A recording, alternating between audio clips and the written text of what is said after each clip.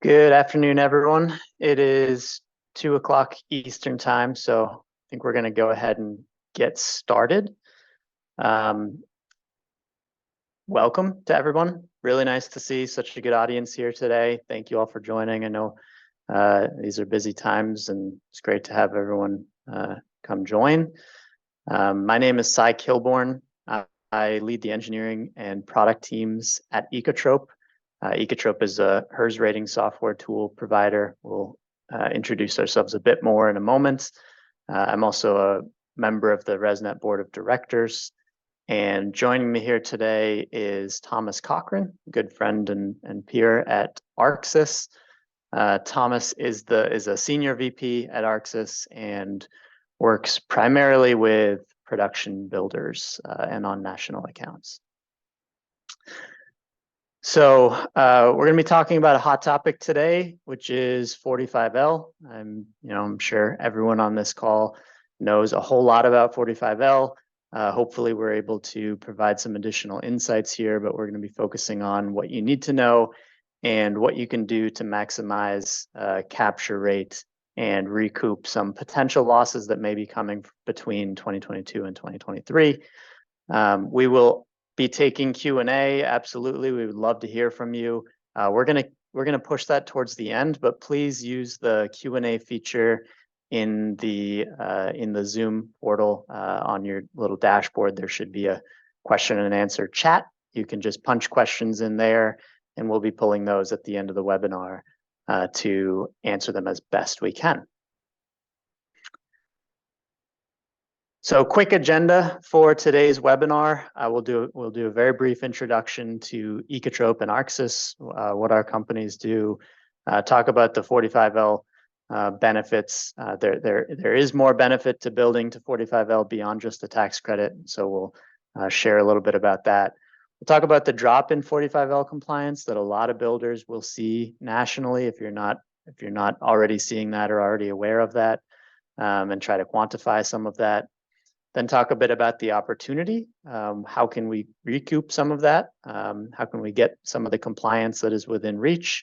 And what actions can builders take to close the compliance gap? And then understanding some of the challenges, frequent challenges that builders come across when achieving Energy Star, and how to build that successful Energy Star transition roadmap if you're not already there nationally or in certain divisions.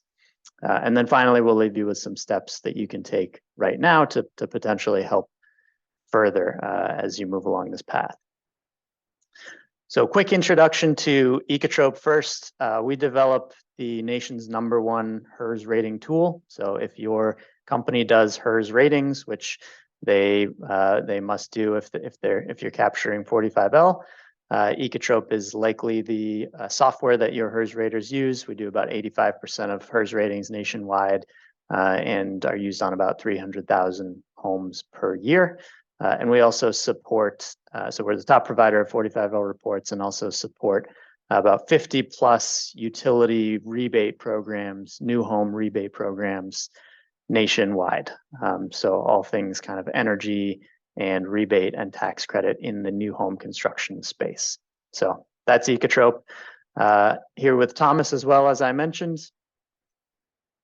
Hi, good morning, good afternoon, everyone, depending on your location.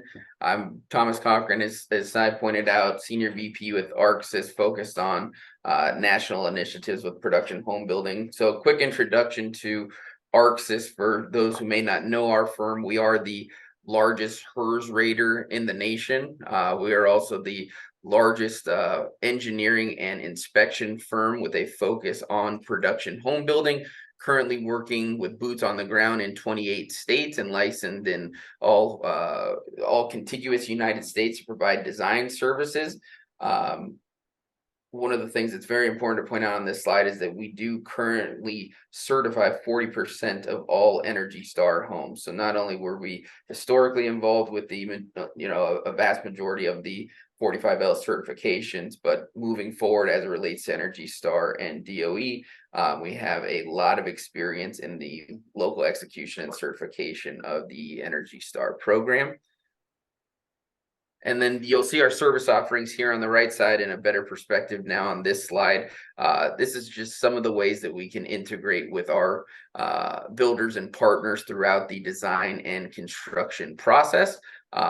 There are clients of ours and partners of ours that use us as kind of a to fill a hole for them. Maybe they have a certain discipline or a certain area that they're focusing on because of a code update, because of 45L, because of maybe some recent warranty claims, and we're able to help out both on a design front with mechanical, electrical, plumbing, structural engineering, and energy modeling, as well as a host of energy and construction quality inspections. And so that's Arxis at a glance. Awesome. Thank you, Thomas. So let's jump into the meat of it.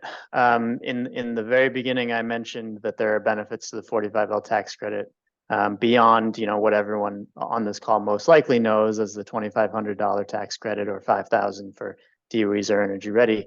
But Thomas, can you share a little bit more about the benefits of the tax credit beyond financial? Absolutely. Cy and I decided to put this towards the beginning of the slide deck for a couple of reasons. The main one being that those of you viewing this webinar may be in a unique position where you are trying to get buy-in from your builder divisions, and looking at it purely as a cost of certification does not always lead the conversation into kind of a pleasant, let's go get these certifications type of conversation. But what we do tend to find in kind of the vein of making sure that we get buy-in and making sure we have motivation is that recognition of the benefits beyond the tax credits impact many of the departments that are then impacted in the actual process or purchasing of features. So what we look at here is, again, the financial incentive to do it and capturing, one of the largest ancillary revenue or reduction in tax liabilities out there. In addition to that, by going through the process of certification, you have an increase in construction quality where you have a third-party inspector that is going out and filling out checklists of hundreds of measures to ensure that you have a home that is going to perform and carry your builder brand through to your home buyer and homeowner, with hopefully, again, an additional incentive of seeing fewer warranty claims or anything related to customer service. One of the other benefits that we really talk to our clients about, and it should be showcased more, is that by participating in programs like Energy Star or DOE's Zero Energy Ready Homes program, you tend to stay above code. And what this means is that as code updates take place or small changes to local programs may change, you oftentimes find that you have already executed on a strategy that keeps you compliant or beyond compliant and or helps you differentiate your homes. And so rather than worrying about recontracting and rescoping a bunch of disciplines within the construction process, you're able to say, we already meet or exceed that, and we can continue building houses and focusing on that core piece of our business. For our marketing and sales teams, this is huge because as we increase that gap between kind of a code built home and a certified home, they really get to focus on the benefits of the performance of that home, and also showcase that by having a builder committed to these certification programs, they have ensured a lower operating cost for that home, and therefore affordability is affected in a big way. Again, it's part of the expectations of a new home buyer that they are going to get a high performance, energy efficient home. And then lastly, related to ESG, making sure that our investors know that we are taking energy efficiency and sustainability very seriously, and through these certification programs we're able to showcase that. So again, this is just a little bit of ammunition as we all go into the conversations about how this may benefit the various departments that would then need to get to work on getting certified. Absolutely. Couldn't agree more with these points. Thanks, Thomas. I think these will really resonate with a lot of folks. So let's talk a little bit about the financing side of 45L, which is where most people go immediately. So the IRA, the Inflation Reduction Act, really shook things up across many different industries in many ways. But for the home construction industry, we got our 45L tax credit extended for 10 years, which is phenomenal. However, the tax credit changed, and in many cases, that's going to reduce compliance rates for builders, depending on how they were building.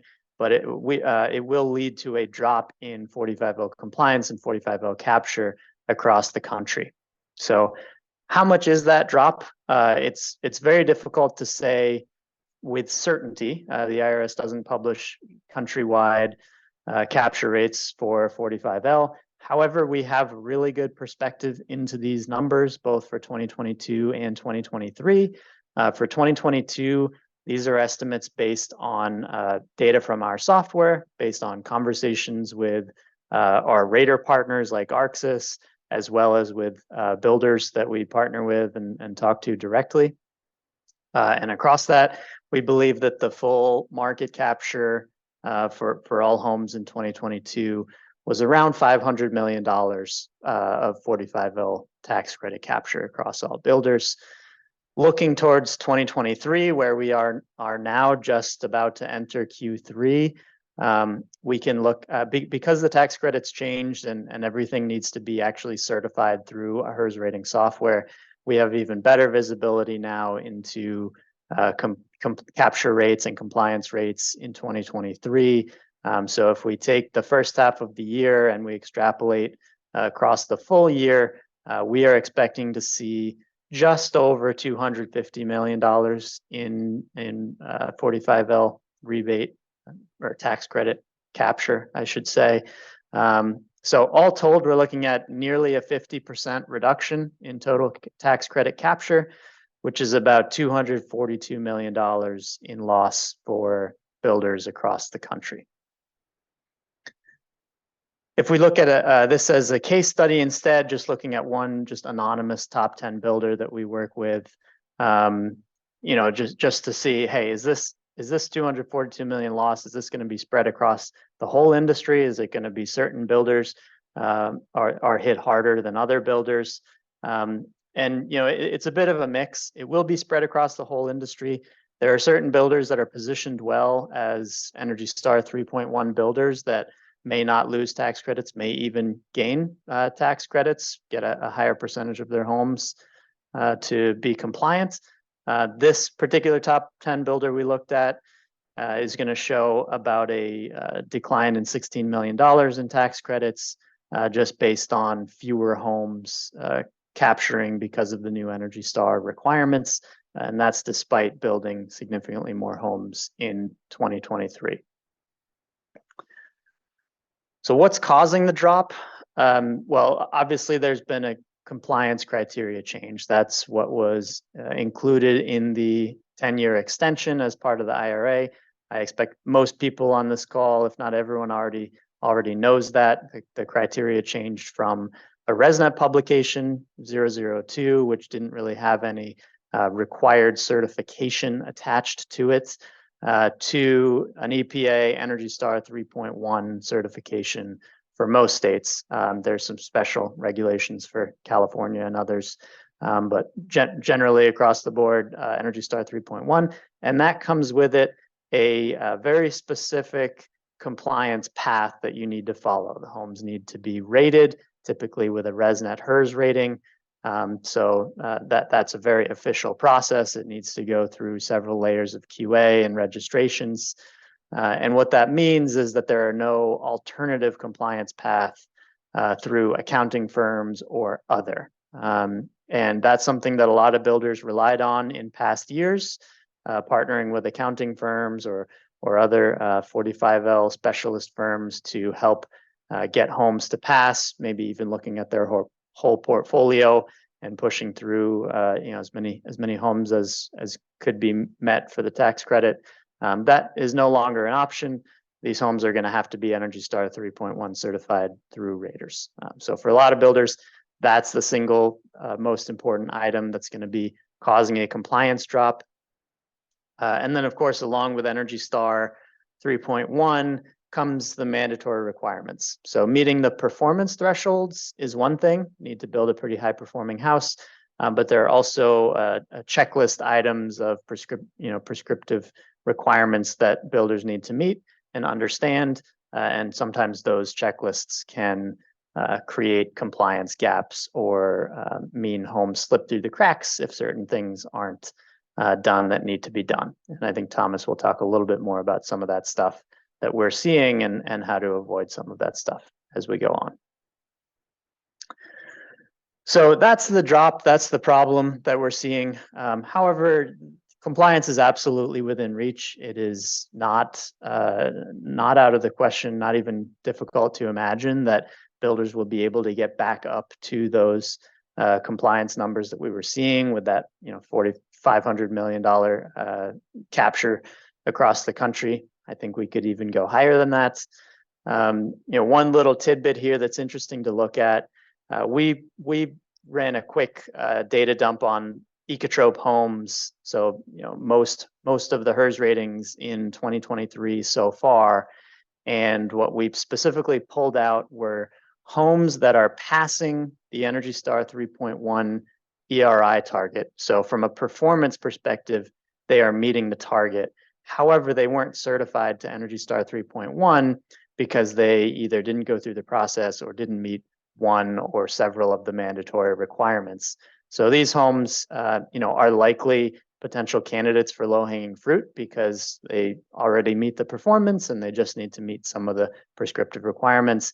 And we can see there's a lot of homes here. So this is almost 23,000 homes across the country in just half of a year. So that's $56 million in potential tax credit. If we extrapolate that, we're over $100 million in these types of homes for the course of 2023. That, at least a good chunk of these may be an easy capture.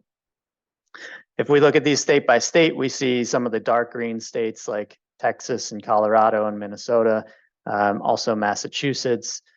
So if we break out those kind of top 5 states where we're seeing these homes that meet the Energy Star performance targets but weren't certified and therefore aren't eligible for the tax credit, the top 5 states we're seeing are Colorado, Massachusetts, Texas, Minnesota, and Arizona, in that order in terms of total potential dollar capture. But also interesting to look at is these dark blue bars, which represent the percentage of the HERS ratings done in that state that meet this criteria. So looking at Massachusetts and Minnesota specifically, over 75% of the HERS ratings done in those states meet the Energy Star performance criteria, but aren't certified for Energy Star 3.1. So potentially interesting states to look in if you build there. Of course, there may be challenges associated with the mandatory requirements, so it's not just pencil work that needs to be done in some cases, but worth investigating. So let's talk a little bit more about some of those challenges in achieving Energy Star. Thomas and his team has a whole lot of experience in the field, doing 40% of these across the country. So Thomas, can you share some of your thoughts on this? Yep. Thank you, Sai. Through both personal experience and working with our team, working within the industry for years now, we see, and you'll see here across a couple slides, 6 of the most common challenges that we have related to Energy Star certification. Some we briefly touched on earlier. Others may be, this is the first time you're hearing of them, but I like to point out early and often what you are expecting when you go to the division, or potentially even a layer down when you are going to a department within the division that is dealing with trades. These are what you can kind of expect to be the hurdles placed in front of you. The first, just due to the nature of our business, is that if you're a large production home builder, you likely have a almost completely decentralized organizational structure or a mostly decentralized organizational structure. With doing that, you tend to find that some of the builder organizations have more of a thou shalt philosophy and will mandate things like Energy Star compliance. Others will say, we have a certain amount of trust and verify with our divisions, where they're going to see if Energy Star is the right pathway for them, and they're going to provide that analysis back to us to say whether this is cost effective or not. I have also heard many times that because of the nature of how tax credits work, that the division perceives these solely as a cost increase related to feature upgrades, a cost increase related to the mandatory requirements of the program, a process challenge related to inspections that now need to be scheduled and may be perceived as slowing the construction process. And after all that is gone through, they don't see the benefit of the tax credit. So instead, it looks as though it's only impacting the divisional P&L in a negative manner. So this is a one that we really want to suggest that you think through how you achieve, a corporate or national strategy while still honoring and giving that division autonomy to each one of those divisions. The next is kind of a subset of that, which is just the financial side of it. What we have ran into and what we have heard in the industry again is as there is a larger undertaking to a 45L strategy, how and who is this paid for? Historically, there wasn't a centralized budget for this. So when you look at how to manage a centralized process for both researching and validating the certification process, it becomes a matter of, well, is there a budget from a 45L group at the corporate office? Is there a regional group that's going to be focused on this, or is it the division paying for that to kind of prove and test if they're going to be a good candidate for going down this roadmap? The other, again, is, as I alluded to on that first bullet point, is how do we show credit or show value back to the division? We've heard some creative ideas related to allotting a percentage of tax credits captured back to the divisional P&L. We've heard it feeding into a bonus pool for participating divisions. There's a few other methods that we have heard of to drive the right incentives towards that division to capture this. Either way, that is a key piece that generally comes up in the larger conversation related to 45L strategy. That next bullet point is going to be the IRS audit risk. And I'd actually say that this relates kind of to two pieces. One is when you look at the quality of program execution, there is a lot that can go wrong in the certification process if you don't tackle it very early in the process to say, here are the features that we purchased. We now know that through energy modeling, we can perform to the program. Now, how do we actually execute, where we know how to schedule things, what checklist items are going to be looked at in the field, what we do with failing or correction items, and how we handle, general field failures and rescheduling processes. Those are key to a successful execution of the Energy Star program. And then as it relates to potential audit risk, we're also looking at making sure that the trades that are participating do hold the correct credentials and accreditations, that they have properly filled out their documentation, and that is housed for the mandated amount of time so that every one of these tax credits can be proved if necessary. And then just maintenance. And what I mean by maintenance here is that as codes update, Energy Star, Zero Energy Ready Homes, these programs update, wanting to make sure that any new version or revision is gone through with a fine-tooth comb and is again put back through the filter to make sure that you have a process of execution within your construction teams. Go to the next slide, Si. The next three hurdles that you are facing or likely to face would be one that's very common, and that's inaccurate initial analysis. This is a big one, especially as it relates to markets that may be less familiar with high performance certification programs.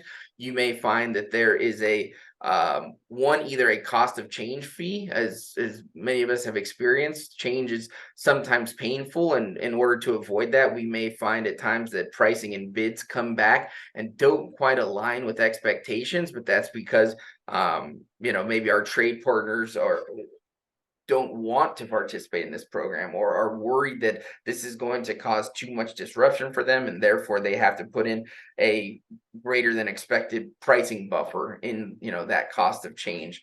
Others may be that they just don't have clear direction and interpretation on the program requirements, and therefore they're pricing things that may be part of a reference home requirement, but not part of the actual program. And therefore we're getting some bad information out of the gate. So working with somebody who's very experienced with Energy Star and Zero Energy Ready, you're likely to find that there are formulas that work within individual markets or regions, and that you've got trade partners that can deliver on this, although that may require a bit more research there. The next critical element, especially as it related to Energy Star version 3, was their focus on HVAC design and commissioning.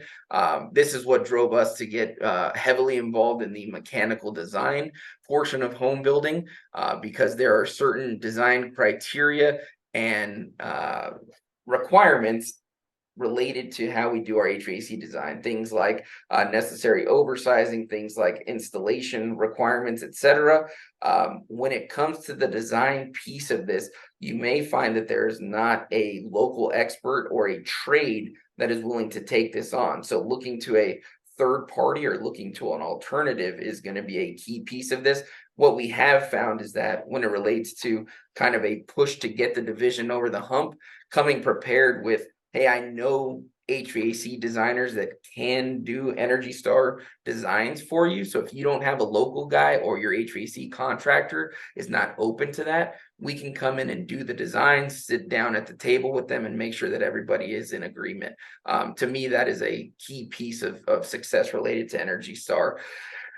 You may also find that there's concerns related to, you know, kind of old rules of thumbs from installers versus what the program requirements may be. And it may take a bit of conversation related to, these are properly sized air conditioning and heating systems.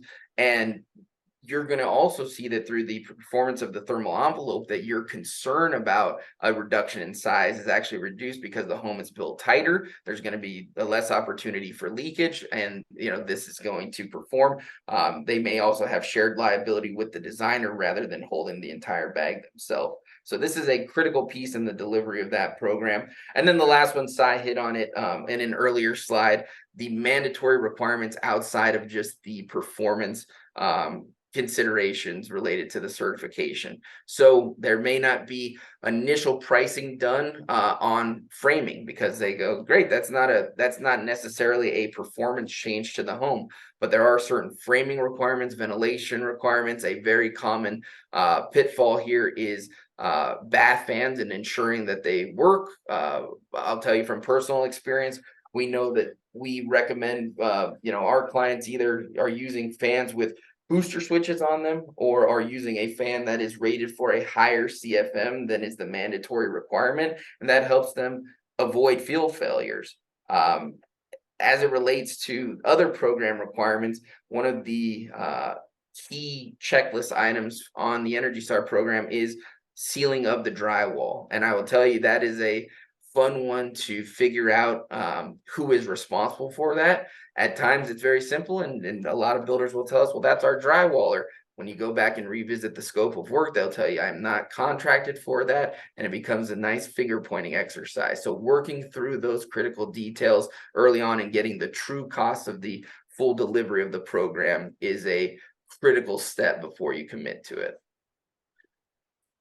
Yeah, really good insights. Thanks, Thomas. So, very common question that I get asked, and I'm sure you get asked, Thomas, is, okay, what do we need to do to meet to get the tax credit, right? Just tell me what I need to change. I wish that I could put a slide up here that tells everyone on the call exactly what they need to do. It's just not possible. It's different for different regions. It's different based on how you build. Some things are easier for certain builders, more difficult for other builders. And so it really does need to be a bit of a customized strategy in terms of where you are to get you to the 45L tax credit and Energy Star 3.1. I will just put out a few common technologies that we're seeing used as part of the toolkit to get there. If you need a performance boost, so, these technologies can provide it. So heat pump water heaters are absolutely a big one, can give you significant HERS point reduction, get you closer to that target score. ERVs as well, energy recovery ventilators. These are starting to become a bit more common. I would say these are, they can be phenomenal in some climates and not useful in other climates. And it also depends on what you're using today as your ventilation. That's going to determine how much of a performance boost you get. So not 100% going to work for everyone, but absolutely worth looking into. Also tightening up that envelope, sealing techniques like Thomas talked about, sealing the drywall, et cetera. But also other technologies that can get you there. Technology like aero barrier or spray foaming the envelope are nice ways to get a tight envelope as well. Continuous insulation, absolutely going to give you a performance boost. Sometimes builders try to shy away from this, especially if it needs to cause architectural changes.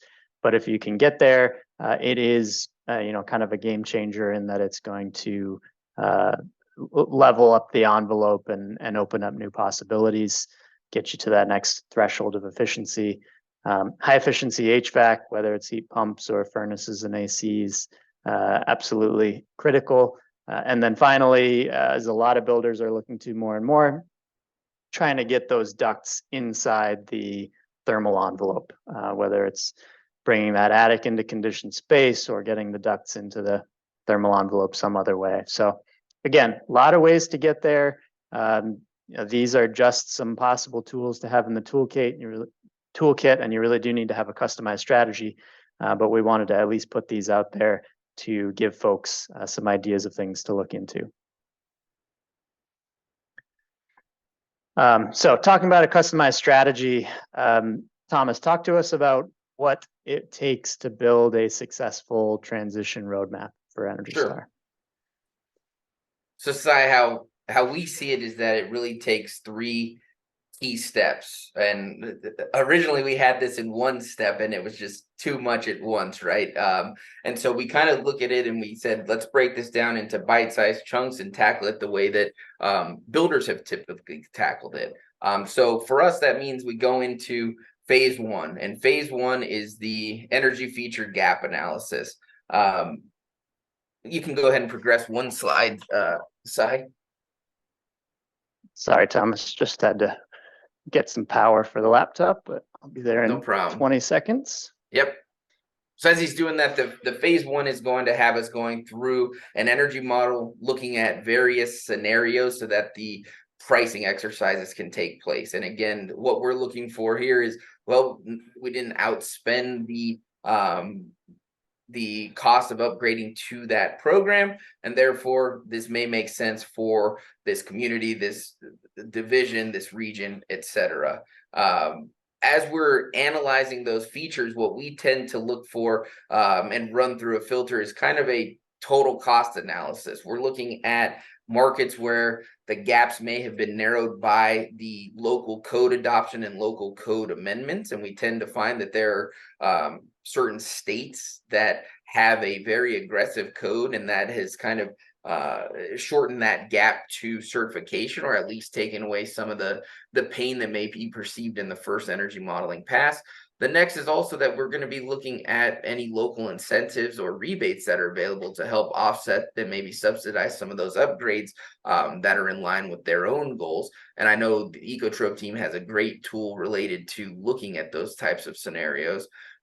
So you want to look at multiple scenarios here. You want to price different things. And if you find something that kind of stands out to you, I would highly suggest that you ask questions and get, second and third opinions. The little anecdote I can tell you here is that we were working in a market that we had identified as, I would say, kind of medium difficulty for getting to Energy Star. We have some Energy Star builders. They have a formula for making it work. We have others that don't commit to it. And then we had a new builder that kind of said, all right, let's walk through this.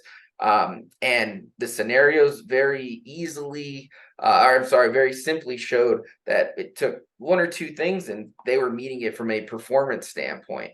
And then they came back and they said, we went out for bid and we found out that our insulator is going to charge us, $13, $15, $1,700 for a grade 1 install, because that's what Energy Star requires.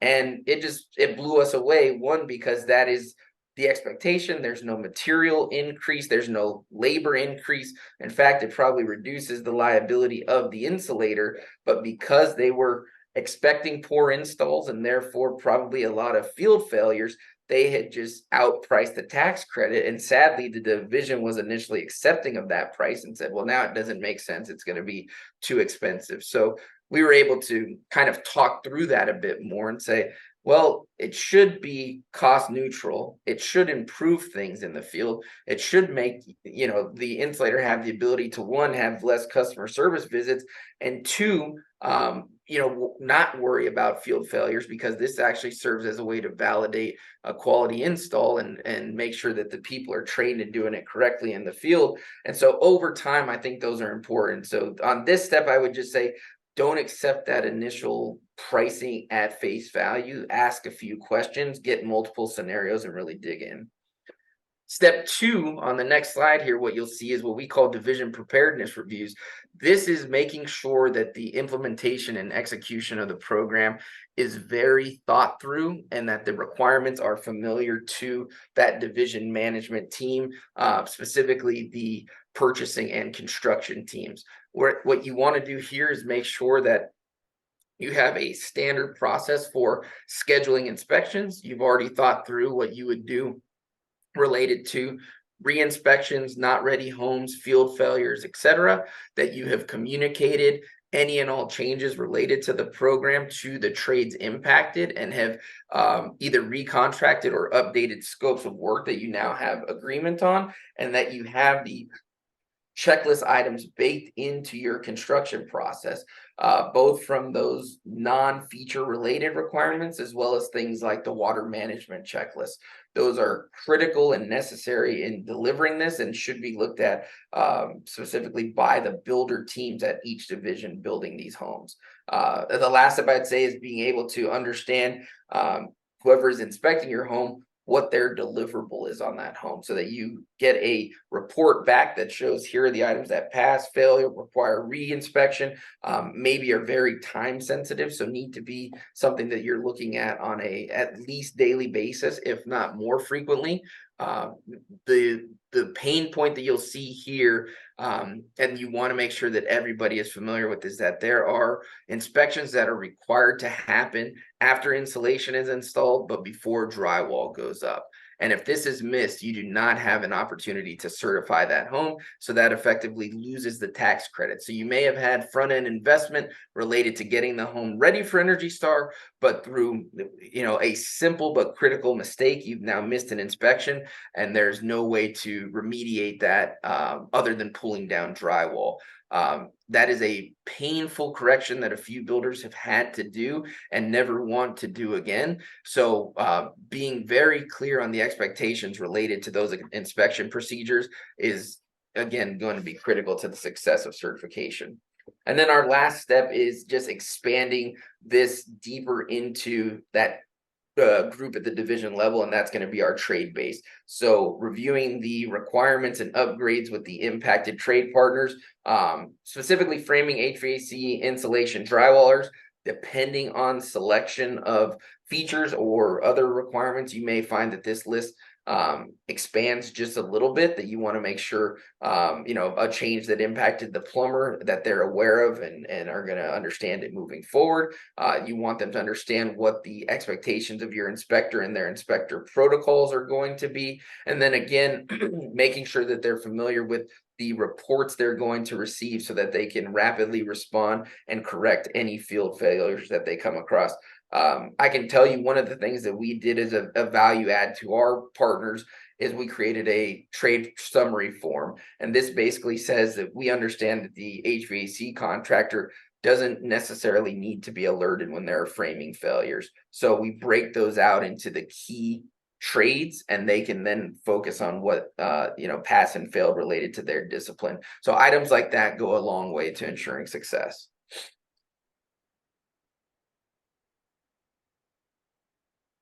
And then this is just the last one. I want to touch on two things here, Sai. One is that we had a phase 4.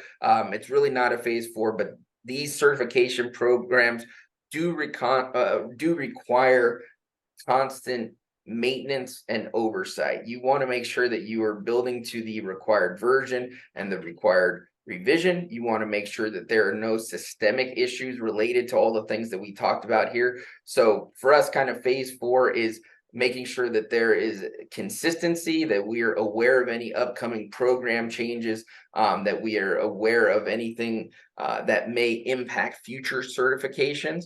And so I would definitely say, as a piece of this conversation with our division partners, that we're looking at a ongoing strategy, also ensuring that whoever is doing your energy modeling and your field inspections is doing a quality job of that. There are a lot of eyes and ears looking at how things are executed in the field. And that's great news for all of us, because that just leads to better performing homes. But it also can increase risk if we have somebody that's underperforming out there. So just being aware of kind of quality standards is going to go a long way. And then this slide is to tell you that there are a quick checklist here for ways to get to zero energy ready once you've committed to Energy Star. And you may find that at a glance you're going, this is way too much. We're already unsure about Energy Star. But the one thing that I'll say on this slide is that you may find that the ROI on getting to Energy Star is low percentage, but you've done most of the heavy lifting there. And you may find that for an additional couple $100 spent, that now you're eligible for a $5,000 tax credit. So I would really push on our builder partners and say we've had a lot of success with people doing this, where they said, I almost spent the tax credit to get to Energy Star, but once I got to Energy Star, I spent $300 or $400 more bucks doing a couple things, and now I can get all the way to zero energy ready and maximize my tax returns and capture $5,000 per address. So just something to consider in the scheme of things. Absolutely. Yeah, great point, Thomas. We're seeing very low adoption numbers at the moment for DOE's Energy Ready, but hearing from a lot of builders that they're right on the precipice and expect those numbers to go up with that $5,000 carrot out there. Yes. This year and certainly in the coming years. Great. So just to start wrapping up here, and then we will take questions from the audience. I should be right on track for 2:45 Eastern. So really quick takeaways here. The benefits extend beyond the tax credit. It helps maximize ancillary revenue, increase the home value, construction quality, reduces risk. I would also add to this that there are other incentives as well, utility incentives, oftentimes state tax credits, things like that, that will kind of ride on the coattails of 45L. And so sometimes you might find that you make some performance improvements and you don't just get $2,500, you get $3,500 because of some additional kickers or utility rebates. We do estimate a very big drop in terms of claim tax credits this year, over $200 million across the industry. But complying with 45L is absolutely doable. It is within reach. You just need to build an Energy Star transition roadmap, partner with the right folks, target specific markets where there's low-hanging fruit, make some equipment swaps, and you can absolutely overcome the gap. So what can you do next? Well, hopefully this information was helpful. Thomas and I are both here to help further. If you would like to contact us, please shoot an email to our specific email for this webinar, 45lwebinar@ecotrope.com. Along with that, we will be happy to provide folks with a free personalized 45L compliance dashboard from Ecotrope, so you can just track Energy Star 3.1 numbers month over month, quarter over quarter.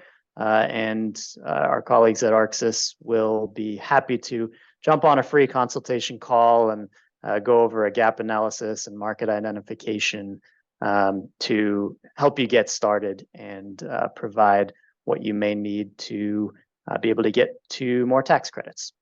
So with that, Thomas, unless there's anything else you want to add, we will pause here, thank everyone for their time, and start to take some questions. Perfect. Thanks, Sai. Thanks, everyone.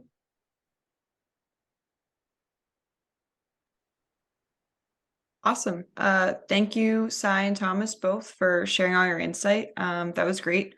I will give folks a moment or two to send in any questions they might have. You'll see the Q&A box at the bottom there. Feel free to type anything you have in there. I'll just give you a moment. Oh, okay. So this one is around IRS risk. Someone asked, is there any clarification on what the IRS is requiring? So I'll take that one. So currently the answer is no. The IRS did go out for public comment earlier this year, and I know they received a ton of comments. There has not been any clarification related to 45L or energy efficiency tax credit guidelines. I will say that what we are hearing from a lot of our partners is they're kind of erring on the side of caution related to any exposure to the IRS. And what that looks like right now is very thorough document collection and retention, and really leaning on their third-party HERS rater to ensure all of their quality standards are in place, that program execution has been reviewed once again, and that all checklists and everything are being completed on a per address basis. We have seen that builders are also considering, in some markets where they may participate in sampling, moving more towards 100% inspections, because that ensures that all homes are looked at, and therefore reduces a bit of risk out there. And if a home was not inspected and potentially has errors. Awesome. Thank you so much, Thomas. Yep. One more question here. When will the requirements change to Energy Star 3.2 and DOE Zero Energy Ready Home version 2? Yeah, good question. So obviously you're whoever's asking the question already aware of the changing requirements, which is great.